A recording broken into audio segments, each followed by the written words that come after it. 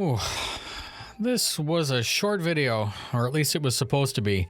Hello YouTubers, this is the noobifier. On June 17th, 2020, which was yesterday, CIG released a document outlining the changes for the flight model that are coming with patch 3.10. It was pretty detailed. Fair warning, unlike what I normally do, this video will have just a bunch of B-roll from older flight models running in the background.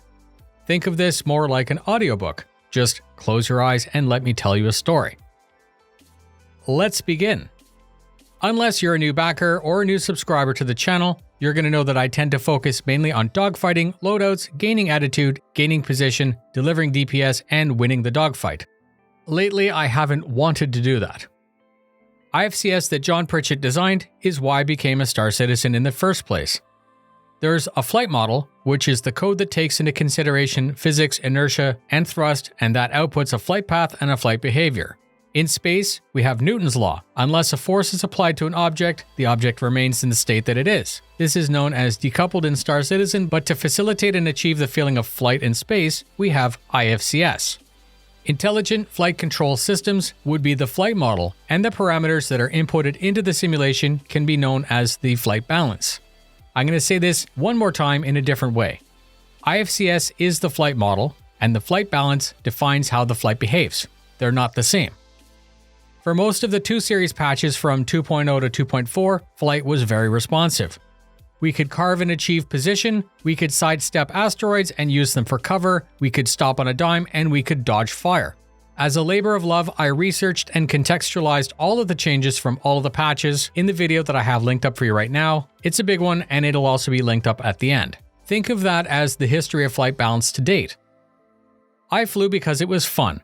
Members of the org flew nightly and for hours. Early patches of Arena Commander by itself could actually be sold as a standalone game for many who consider themselves part of the competitive scene.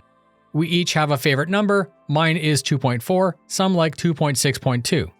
Patch 3.0 added planets. We now have gravity, gravlev, drag, lift, lifting bodies, stalling, hovering, etc.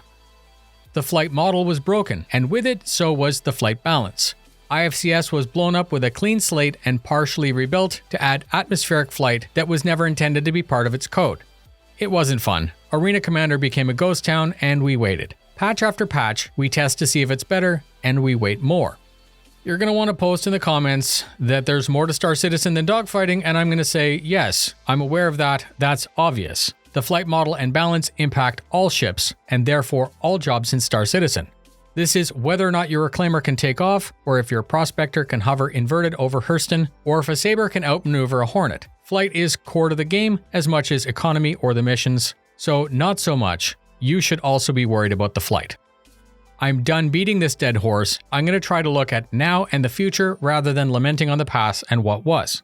I believe that the current flight model is good, and we know that more features are going to be added in the future. I hope that the flight balance is good, but I am expecting 3.10 to be blimps in space compared to what we're used to, but I hope to test and offer feedback to reach an enjoyable flight. It's still up to us, or racing and fighting won't be fun, and that might ruin the game.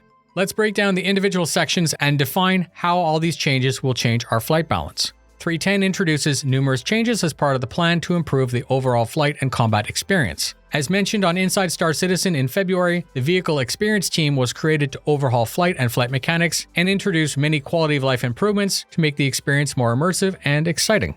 The upcoming patch is currently in the hands of the Evocati and will hopefully be soon in the PTU. I'm not going to read all of them, but I will read this one. What will change in Alpha 3.10? We've made critical updates to flight performance for all ships, with thruster efficiency curves drastically changing the way thrusters work. In Atmosphere, thrusters will now lose efficiency and become weaker. This is dependent on the ship and thruster type to some degree, but ships in general will have weaker thrusters in Atmosphere and behave differently. To me, this sounds fine from a gameplay perspective because ships will fly worse in Atmosphere. That doesn't necessarily mean that they have to fly worse in space. They are spaceships after all, and I can suspend disbelief for the greater good of gameplay. Ships that can pull 15 Gs in space will not perform the same in Atmosphere. Got it. Tracking, no problem. Ships will also have individual simulated aerodynamic surfaces that contribute various small forces to the motion of the ship. This also sounds fine, as it's possible to have a ship perform acrobatic and agile in the vacuum of space, but have limits and penalties in atmosphere based on how the ship is built. This offers the need to choose your ship for the situation or the mission. Again, got it, tracking, no problem. IFCS will always try to use the available thrust pool to achieve the desired flight path based on the pilot's input. If that thrust pool is lower because you're in atmosphere, then that all makes sense. They've also increased the complexity of the thruster systems for the ships. Taking damage, powering down, or losing a thruster is going to put the ship out of balance. You're going to experience unwanted rotations and instabilities until you repair the ship. Again, in atmosphere and in space, wear condition and output are always going to be considered, and they were always part of the game. Now we get to the one that I see will make or break the game, and that is jerk. Jerk can make the ship feel acrobatic or like an oil tanker based on how it's configured. Jerk is a core change on how the ship moves in both space and within atmosphere. It's a measure of how quickly the ship's acceleration changes. Previously, it was infinite and instantaneous. Now it's finite. And that means the thrusters won't respond immediately to changes, and you can expect a weightier feel. So this is critical. Thrusters used to be strong and apply the force all at once. It's what gave pilots the ability to gain situational advantage over another, using obstacles as cover or maintaining fire while traveling in a direction different from where the weapons were pointed. Jerk is the one that actually worries me the most, but I need to remind myself that it's balance and not flight model. It's not set in stone, it needs to be tested, but it feels like ships are going to handle dumpy. So their goal is that every ship is going to behave differently with a lot more individual character. Each ship has its own aerodynamic stability, so the Gladius will feel more stable when compared to the Hawk, which can turn faster, but it may be harder to control.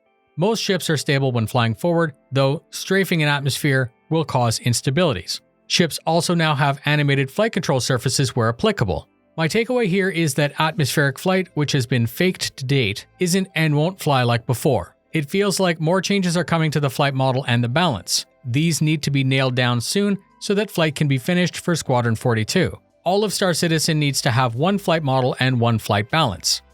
They've also added what was called high-speed combat to space fighting in 3.10. The aim is to make combat slower, closer, and more personal. Again, I feel I need to test this in 3.10 before I have an actual opinion on it. Here's what we can expect. Everything is related to SCM for the ship that you're in. Space combat maneuvering is the speed below the red line on your HUD. Fly below that and your ship performs 100%. Fly over it and expect the following compromises and expect penalties to increase the faster you go over SCM. Main and maneuvering thrusters are going to behave differently over SCM. Small thrusters are meant to work for short bursts and will overheat if pushed too hard. Overheating leads to wear leads to failure. In atmosphere, ships dedicated with VTOL will hover for longer than ships without it, like the Gladius, who once again will accumulate heat and eventually fail. Your craft simply won't turn sharply over SCM in space. With flight, there are changes for targeting, aiming, ESP, pips, and turrets. The pip is now calculated in such a way as to remove the desync and lag. I'll believe that when I see it, but that's what they say. Where it's shown should be exactly where you need to aim. If they were able to do this, that might be the first time in history that it actually works as intended. And that is effing fantastic. There should be massive improvements to fixed loadouts and finally a reason to choose it over auto gimbal. ESP was also changed, and it was described that it would guide your weapons onto the selected target as originally intended. Turrets have ESP and assist plus improved assisted tracking systems to compensate for the movement of the gunner's craft. Again, critical to test all the additions and provide feedback. Turrets should be deadly, and turreted ships should make a fighter pilot think twice. This gives the turret gunner a reason to be stuck in the turret and results in fun gameplay. Targeting is all new and was said to rely heavily on head tracking. Locking a player results in them knowing that they're locked and they're able to lock you back. Gone are the days that you'd lock a target just to see who they are. If you look at a target without locking them, you can still get basic information, but as I said, when you lock that target, the ship's systems start processing. Processing takes power away from other systems to track the pip, aim the gimbals, and lock missiles. Pin targets are back, and that allows you to track other threats and share them with your turrets. The number of pinned targets is based on the target and computer strength, which can be upgraded in the future. So, stay below SCM, lock your target, duke it out, or decide to break contact. Again, I obviously have my concerns, but rather than being salty about it, I'm just going to test it, and so should you. If all you want to do is run cargo, good for you, but you should want people like me to be happy and get good at combat. We will work together to keep you safe from those players who will be as skillful and will be dangerous. It's good gameplay for everyone and gives everyone a reason to play. They spoke a bunch about what they want to do in the future, such as upgrades and other things that we probably won't see for at least a couple patches. I'm choosing to skip over all of that now because things change. All that is linked in the description. You should go read it if that's your kind of thing. Thank you very much for spending your time with me. I'm interested to test 310. I hope that you take the effort to share what I'm doing with others so I can help keep everyone informed. Stay tuned for more. There should be more information on Inside Star Citizen and Star Citizen Live. Fly safe, and I'll see you in the verse.